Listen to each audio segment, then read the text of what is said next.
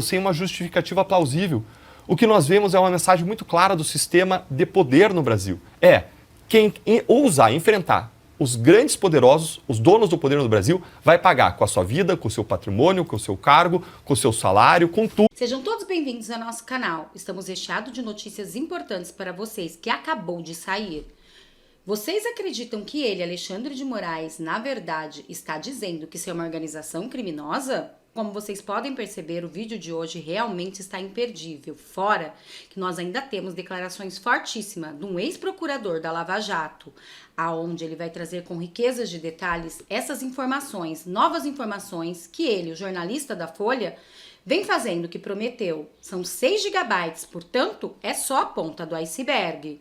Então já vou pedindo o seu like, compartilhe esse vídeo com o máximo de pessoas que você puder e já vamos começar com a notícia na tela. Moraes liga vazamento de mensagens à organização criminosa que quer fechar o STF. O magistrado afirma que esses grupos pretendem desestabilizar as instituições. O ministro Alexandre de Moraes, do STF, ligou o vazamento das mensagens que mostram ilegalidades cometidas pelo próprio magistrado do Tribunal Superior Eleitoral, TSE, por uma suposta organização criminosa. Segundo os ministros, responsáveis pelo vazamento teriam o objetivo de caçar os integrantes da Suprema Corte até fechá-la definitivamente. Essa análise está no inquérito aberto pelo ministro na segunda-feira. Ele que retirou o sigilo das investigações nesta quinta-feira. Portanto, Moraes cometeu mais uma coisa, mais uma ilegalidade, segundo esse ex-procurador. Ele abriu o inquérito para investigar quem está vazando essas imagens. E segundo informações, ela, Carla Zambelli, está no epicentro de tudo. E vocês acham realmente isso? Bom, como eu disse para vocês, as notícias não param de chegar. E já vamos começar com essa, que tem a ver também com ele, o ministro Alexandre de Moraes. Notícia na tela. Moraes determina a apreensão do celular do ex-assessor. Tagliaferro negou que tenha vazado as conversas com servidores do ministro para a imprensa.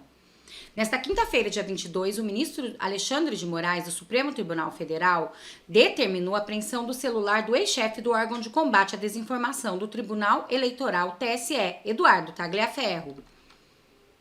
A ordem foi dada após o ex-assessor prestar depoimento à Polícia Federal para a investigação que apura os responsáveis pelo vazamento das mensagens trocadas pela equipe do ministro, mostrando a produção de relatórios através de ação não oficiais. Como vocês podem ver, esse imbróglio está longe de acabar.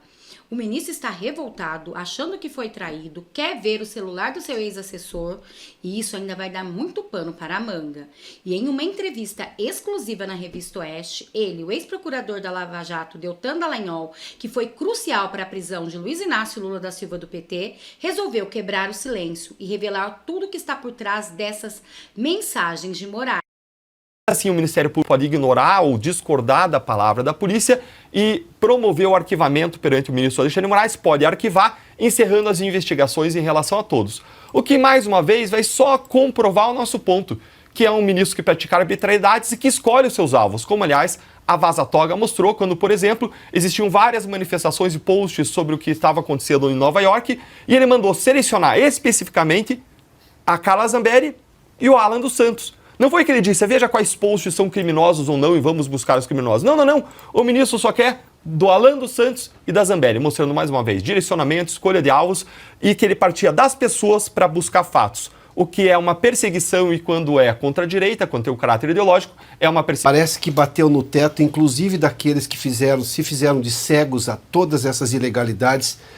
Se de fato isso chegar nas primeiras instâncias, não haverá ali um movimento de falar, bom, chega, se tem que começar daqui, porque nós estamos num limite que não tínhamos, por exemplo, embora isso já estivesse acontecendo. Eu tenho dito aqui que a Folha não está trazendo novidades, ela está trazendo provas, evidências de coisas que todo mundo já estava vendo.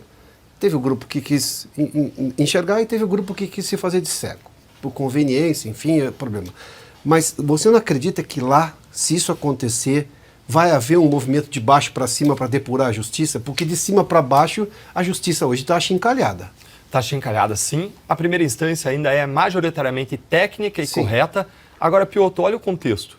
Quem vai ter coragem de enfrentar os abusos do ministro Alexandre de Moraes quando o juiz que condena a União a indenizar a pessoa que é vítima dos abusos dele ele passa a responder por processos perante o Conselho Nacional de Justiça de modo injusto. Lembrem que isso de condenar a União a indenizar erros judiciais é algo comum. Acontece quando alguém fica preso indevidamente, acontece da mesma forma quando alguém tem as suas redes sociais bloqueadas indevidamente. E ainda assim, esse juiz, tendo agido de modo correto, tem uma violação da sua independência judicial e o risco dele ser punido perante o CNJ. Mas vamos um pouquinho mais além. Olha o que está acontecendo com Marcelo Bretas, afastado há mais de ano. Por quê? Ninguém sabe, não tem nada de errado. Olha o que aconteceu com Eduardo Elrage, procurador-coordenador da Força Tarefa do Rio de Janeiro. Quem mexe com poderosos, ele foi condenado à demissão, convertido em suspensão. Quem mexe com poderosos do Brasil se ferra. Olha o que aconteceu com os juízes recentemente da Lava Jato de Curitiba e os desembargadores afastados sem uma justificativa plausível.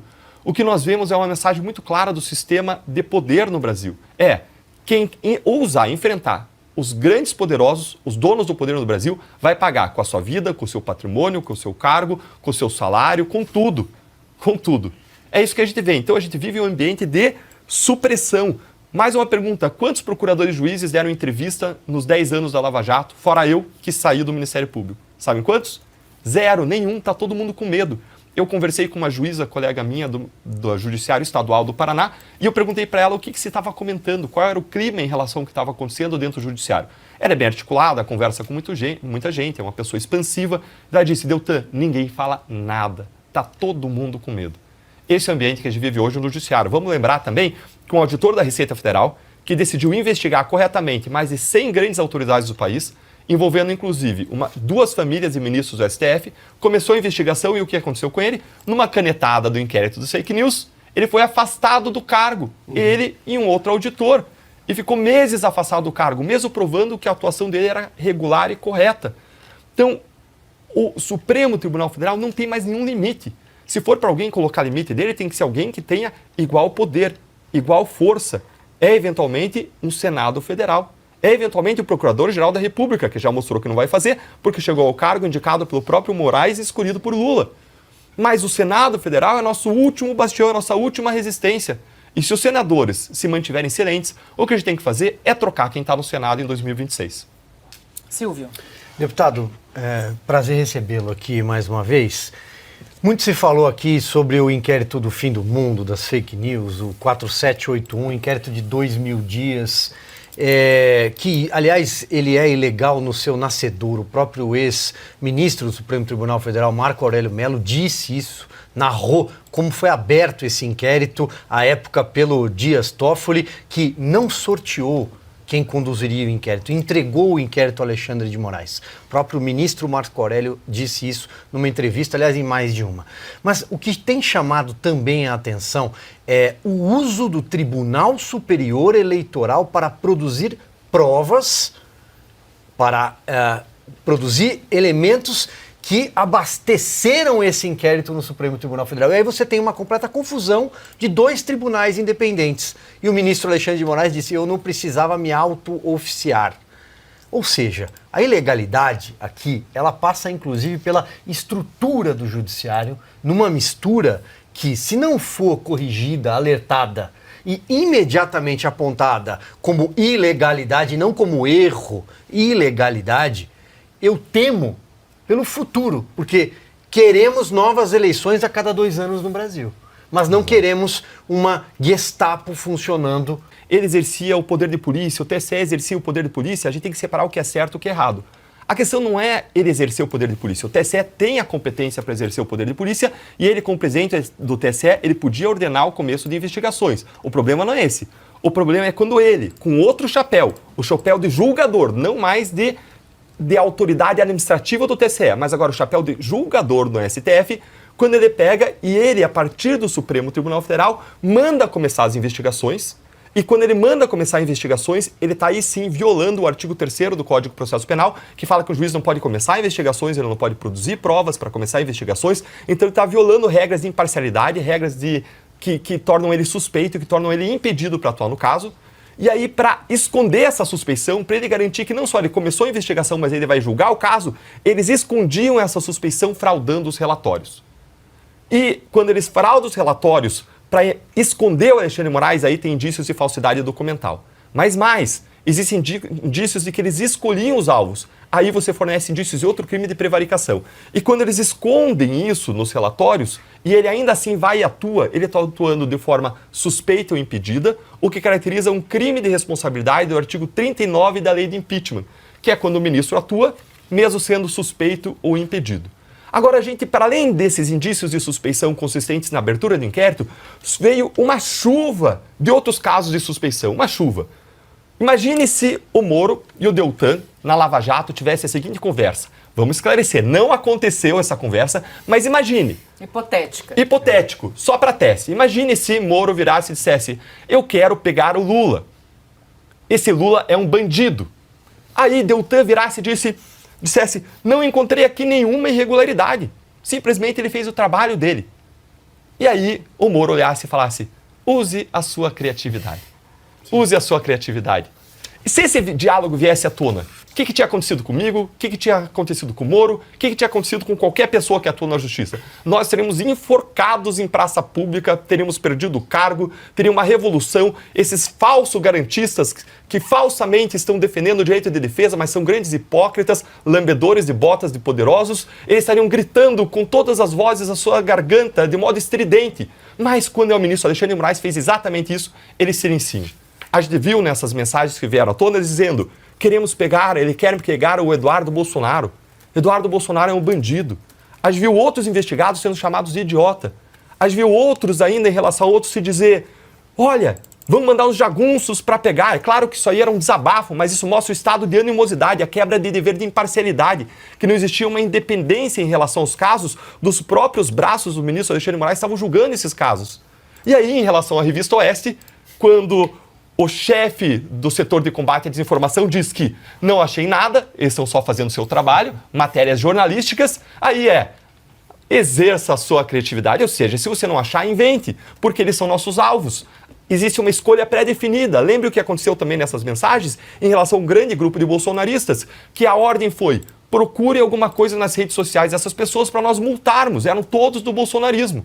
Quando existe uma escolha de alvos, uma perseguição, isso quebra completamente a ideia do direito penal democrático, do processo penal democrático, o que mostra que ele, quando defende a democracia, defende da boca para fora e não defende a verdadeira democracia.